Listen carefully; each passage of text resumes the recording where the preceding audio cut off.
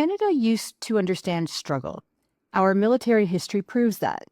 A century ago, this country sent nearly 800,000 people into the First World War. Most of them were barely out of childhood. They weren't fighting for symbolism. They were doing something that at the time looked impossible. Vimy Ridge wasn't a myth. It was a shock to the world. And it was the moment Canada started to see itself as capable of more than anyone expected. That theme continued through the Second World War. By 1945, Canada had one of the largest militaries among the Allied nations, 5th in army size, 4th in air power, 3rd in naval strength. And we earned that position the hard way.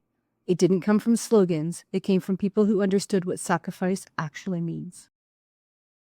And then something changed. Decades of cuts, political drift, and a slow erosion of priorities left the military in a much different place by the 1990s. Veterans call that era the decade of darkness. The thing is, we've slid into a second one. The signs are obvious if you're willing to look. Veterans aren't just struggling with injuries or PTSD. They're struggling with the systems that were supposed to be there for them, their benefits, their care, their support networks, the basics. And now, in some cases, even the belief that their lives are still worth investing in. That brings us to MAID. I'm not going to start with legislation or timelines. I'm starting with something more uncomfortable. Canada has moved into a place where death is being presented as a legitimate option for people who came home from serving this country and asked for help. Not end-of-life care, not terminal illness, help. We've heard versions of this from multiple veterans now, and it's not a theoretical concern or a fringe case. It's part of a pattern. A reflex inside the system that's quicker to offer a way out than a way forward. This is what today's episode is about. How a country that once expected struggle has become a country that recoils from it. How institutions built to preserve life have started prioritizing efficiency over recovery. And why veterans, more than anyone, are revealing that shift long before the rest of the country catches on. Because they're not the whole story.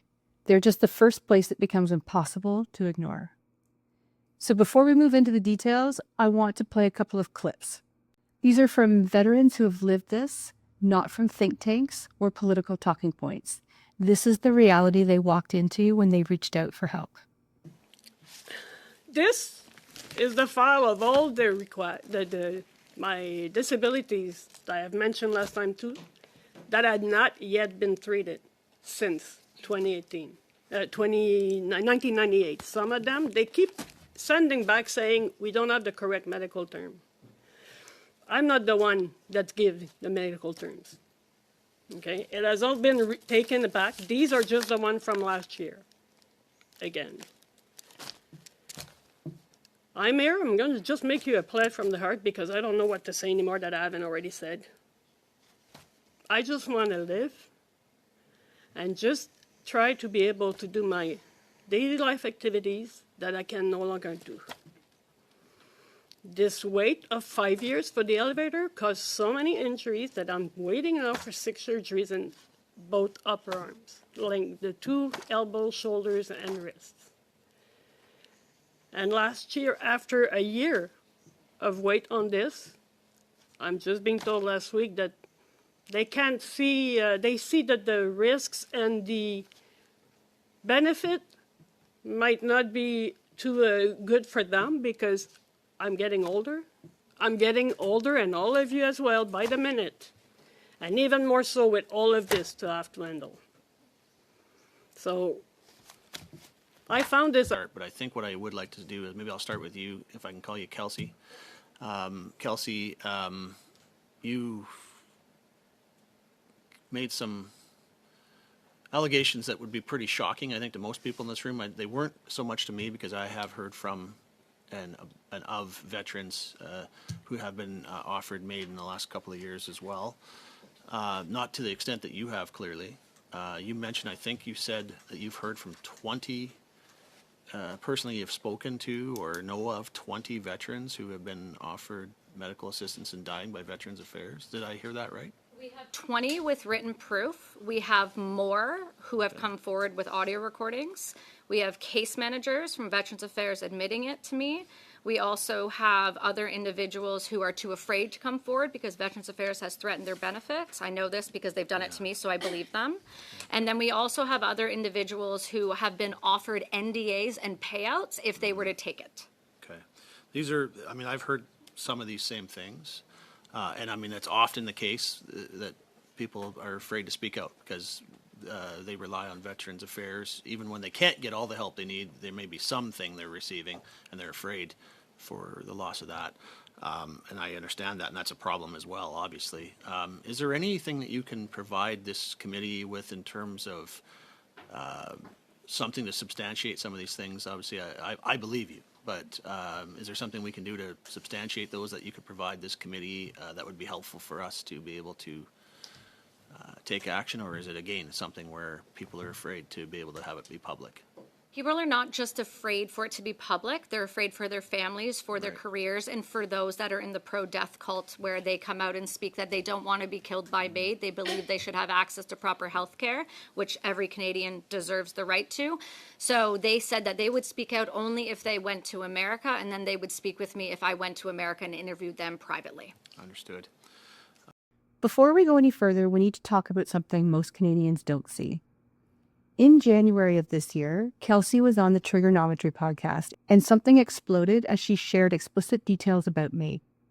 When that interview went live, the comment section didn't turn into a political argument. It turned into evidence. Hundreds of people, story after story. Families who said their loved one asked for help and ended up being offered MAID instead. Not at the end of life, not with a terminal diagnosis. Not just people stuck inside a system that couldn't give them what they actually needed, but even to children under 1 year of age because they have Down syndrome or spina bifida. Most Canadians will never see those comments, but they tell the same story veterans have been telling in committee rooms for years. The difference is that veterans sit inside the only part of the healthcare system the federal government actually controls. Everything else is provincial. So when Ottawa makes a mistake, cuts a corner, or quietly drifts into a new policy mindset, veterans feel it first. They are not the only people being offered MAID. They're simply the easiest place to see the pattern. Take Christine Gauthier. She's been fighting the federal system since 1998. 5 years trying to get a basic modification to her home so she could live safely. 5 years of paperwork, delays, and excuses. And because of that delay, she now needs 6 surgeries that never should have been necessary. She testified about this in 2023. She came back again in 2025 to say nothing had changed. The system didn't just fail to fix the problem, it punished her body for waiting. And somewhere inside that mess, someone suggested MAID to her, not because she wanted to die, because she wanted help. Or look at what Kelsie brought forward. More than 20 veterans have confirmed privately that they were offered MAID. Some will only speak if interviewed outside the country. Case managers are still ignoring the supposed ban on discussing MAID. Veterans are being followed by investigators instead of being treated. Benefits hang over their heads like leverage. And all of this is happening under a department that insists everything is fine. This is not about individual bad actors. This is a system showing you its reflex. When the only federally run patient population is being offered death instead of care, it tells you something uncomfortable. It tells you that this instinct doesn't stop with veterans. It exists everywhere. It's just harder to spot when the responsibility is spread across provinces, when there isn't a single department to hold accountable, and when the people affected don't have the platform or the courage to go public. Veterans aren't a special category. They're the canary in the mine, and the mine is choosing death over treatment. This isn't a metaphor. It's an early warning system. It's an early warning. If the system does it to them, it will do it to anyone.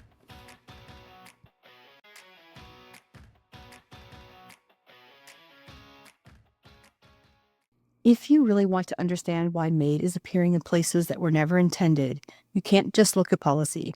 You have to look at the culture surrounding that policy. Canada's healthcare system is absolutely under strain. 6.5 million people without a family doctor. Wait times longer than at any point in recorded history. diagnostic scans that take months, and more than 74,000 confirmed deaths on wait lists in the past 5 years. That's the backdrop. But here's the part most people miss. Pressure alone doesn't produce this kind of drift. Culture does. We've built a worldview where suffering is treated as a malfunction instead of a part of being human, where discomfort is medicalized, where quality of life becomes a proxy for ease of life, and where compassion is quietly redefined as removing anything that hurts, even if the thing that hurts is part of healing, rebuilding, or simply being alive. That's why MAID doesn't enter these conversations as a cold, bureaucratic shortcut. It enters as something that feels caring. Doctors and case managers aren't cartoon villains. Most genuinely believe they're offering something humane, something merciful. When someone is struggling, whether it's financially, physically, emotionally, socially, the instinct in this cultural moment isn't to strengthen them, it's to spare them. And that's the shift Kelsie talked about on the Triggernometry podcast. When that episode went up, thousands of Canadians flooded the comments saying the same thing. This is one of those things you have to read to believe. So I copied some comments directly from this podcast, and yeah, here they come. Brother-in-law is an injured vet in Canada, regularly gets MAID letters from Vet Affairs. It's about the only support they'll offer without harassment. I'm a 3-time Afghanistan Canadian vet, and me and friends were suggested MAID also, instead of offering us our medical pension in 2021. My sister is a social worker. One of her clients contacted her doctor about getting care after a suicide attempt. Her doctor offered her MAID unprompted. My sister subsequently had to convince her client that it didn't mean her life was hopeless. My daughter overheard me listening to this video and told me how a friend of hers was offered MAID when she went into the doctor to get a prescription for her depression. She was told it would cost less. And then I also found this one. It's not from Canada. It's from a gentleman in Australia. And again, I just needed to share it because it blows my mind. I'm a quadriplegic. I live in Australia. I can't go into a hospital without them 9 times out of 10 asking me to sign a do not resuscitate order. When I decline, they try to tell me my quality of life is terrible and I should reconsider. I tell them my life is a bowl of cherries. I just happen to be sitting down. If I'm in for a procedure, they wait until I'm in the OR, then ask my father to sign one on my behalf. When he refuses, they call my sister and ask her to sign for me. They're not talking about secret death squads or sinister intent. They're describing a culture that can't tolerate struggle and a system that reflects that. And the medical side of this matters too. When someone hits a wall in life, whether it's from chronic pain, a disability, trauma, poverty, grief, they don't get what actually rebuilds a foundation. Movement therapy, relationship support, nutrition coaching, sleep work, stress regulation, skill building, community, meaningful activity. They get a prescription. And if the prescription doesn't fix a life problem, shocker, they get labeled as treatment resistant. From there, MAID doesn't land like a threat. It lands like another option. This isn't efficiency. This is ideology.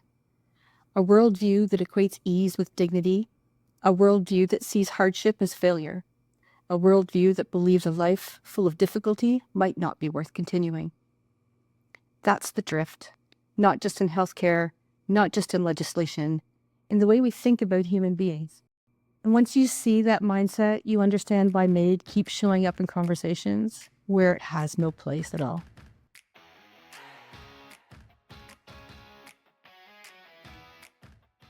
Let's call this for what it is. The reason MAID shows up in places no one expected isn't just scope creep or bad policy design or an overworked system that's losing its grip. It's because Canada has quietly adopted a worldview where the absence of struggle has become the definition of a good life. And once you swallow that, even unintentionally, death starts to look like a type of kindness. Not because people are cruel, because they've stopped believing in the worth of hardship.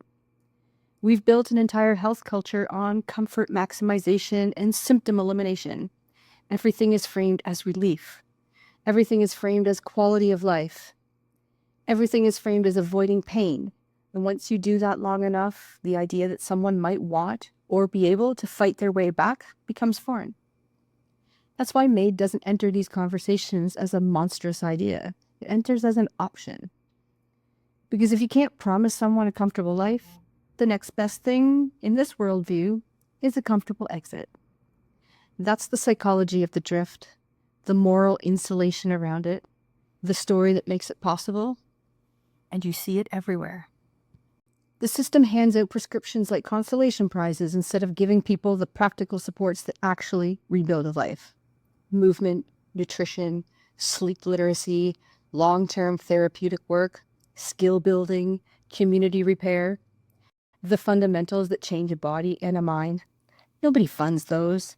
Nobody trains clinicians in those. They're extras, optional, lifestyle fluff.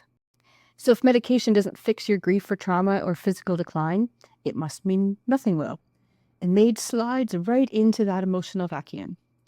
This is what Kelsie was trying to get across. This is what thousands of Canadians confirmed in those comments. This is what Christine Gauthier embodied every time she showed up in front of a committee asking for basic support while the system quietly kept a back door open. It's not apathy. It's not villainy. It's a cultural reflex that equates suffering with failure and ease with dignity. And if you're not careful, a country can convince itself that removing a person is the same thing as removing their pain. That's the death-first reflex. The belief that ending a hard life is more compassionate than helping someone live it. And once a culture internalizes that, it doesn't stay in the MAID framework. It starts showing up in disability supports, mental health care, chronic pain medicine, social policy, economic debates, and frontline clinical decisions. It shows up anywhere someone is struggling, anywhere someone is expensive, anywhere someone is inconvenient. Veterans were just the first population where the reflex became undeniable because the federal government owns their entire file. But the instinct didn't start there, and it won't end there. This isn't a health policy problem. It's a belief problem, a worldview problem, a national identity problem. And until we confront that, the drift won't slow down. It will accelerate.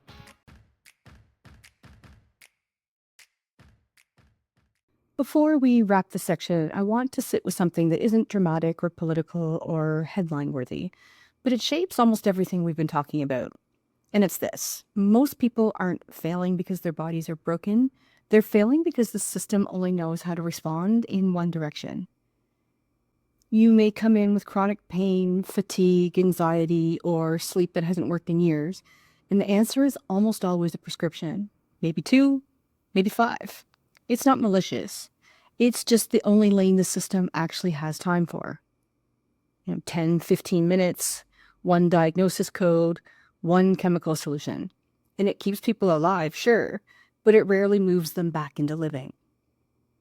What you don't hear in those appointments is what we already know from decades of research, that strength training has a measurable effect on anxiety, that walking improves mood and longevity more than most medications ever will, that breathing work can pull a nervous system out of survival mode, that sleep is a biological reset button, not a luxury, and that nutrition isn't a lifestyle, it's the fundamental architecture your cells build from.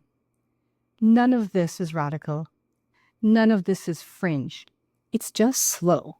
And slow doesn't fit the tempo of a healthcare system that's optimized for prescriptions over capacity. And this is the part people underestimate. When you start rebuilding even one of those pillars, sleep, movement, breath, strength, the entire picture shifts. Pain shifts, mood shifts, stress tolerance shifts, your sense of what's even possible shifts. Not because you turned into some ultra-disciplined superhero, but because your physiology finally has something to work with. This matters here because hope can't be theoretical. It can't be a slogan about resilience or a moral argument about what the government should do differently. Hope is the moment people realize their bodies are still trainable. Their brains are still plastic. Their energy is still reclaimable. And once that clicks, People stop accepting management as their ceiling. They start asking for more from themselves and from the people in charge. That's why this isn't the part of the episode where I say everything's going to be fine. It's the part where I say the system won't save you, but you're not helpless. And when enough people remember that, the political pressure changes. Culture changes. Expectations change. The death first reflex doesn't stand unchallenged. This is where real change starts, with capacity, not permission.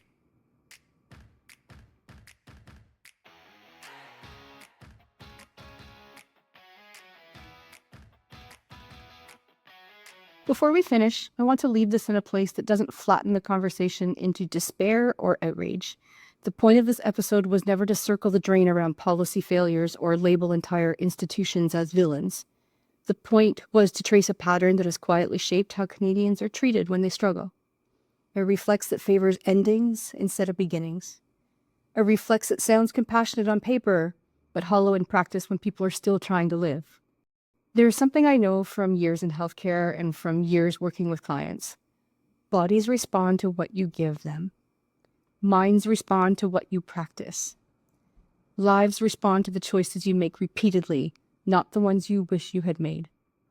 None of that erases trauma, disability, or the weight of chronic illness. It simply acknowledges a truth we have drifted away from. Human beings are built to adapt. We are built to struggle, repair, grow, and recalibrate. We survive because we lean into the work, not away from it. That is the part the system cannot give you. It can offer care, medication, surgery, support, or occasionally nothing at all. But it cannot build your capacity. That belongs to you. It has always belonged to you. The stronger you become, the more resilient you become. The more you start to see through the cracks in the way suffering is managed in this country. People owe it to themselves to claim as much of their health as they can, not because the government deserves a break, not because the system will reward them, because the alternative is handing over the steering wheel to institutions that have already shown how comfortable they are treating life as negotiable. The death-first reflex thrives when people believe they have no options left. The antidote is a population that knows it does. A population that moves, trains, eats deliberately, sleeps with intention, breathes with awareness, and refuses to surrender its agency. That does not make anyone invincible. It makes them less dependent on a system that is far too quick to frame struggle as a dead end.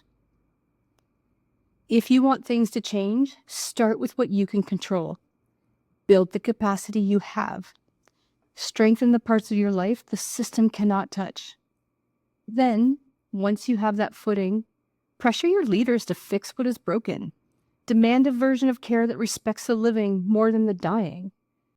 We do not fix the reflex by screaming at it. We fix it by making it obsolete. Thanks for taking the time to listen, and if this conversation struck a nerve with you, I really encourage you to like, subscribe, share, do all those things, and really help bring others into the conversation. Let me know if there's anything you want me to tackle going forward, and I will see you next time.